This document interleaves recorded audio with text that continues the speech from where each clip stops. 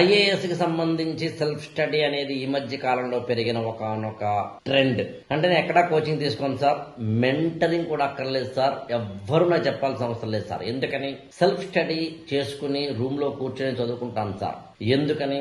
కోచింగ్కి వెళ్తేనేమో time waste అవుతుంది sir.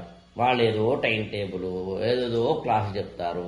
వాళ్ళు ఎకనామిక్స్ని 30 క్లాసులు చెప్తారు, హిస్టరీని 50 క్లాసులు చెప్తారు, ఇంకోటి ఏదో 3 క్లాసులు చెప్తారు. అబ్బాబే నాకు వద్దు సార్.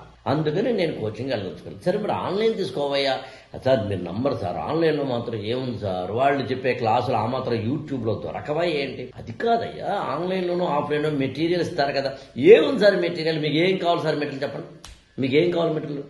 నేను టెలిగ్రామ్ ఛానల్లో ఫ్రీగా ఇప్పిస్తాను మీకు.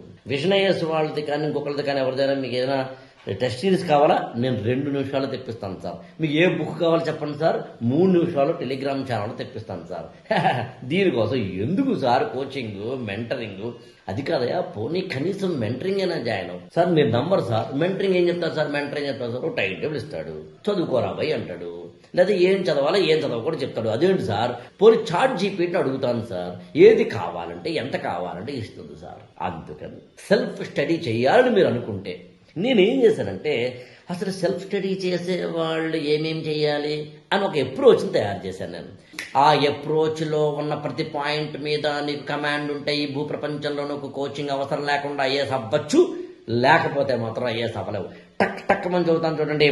Understand complete IAS syllabus, analyse previous years question papers, fix a long term 2 years preparation time line, create daily, weekly, monthly study schedules, follow limited and standard books only, NCERT first approach for all core subjects.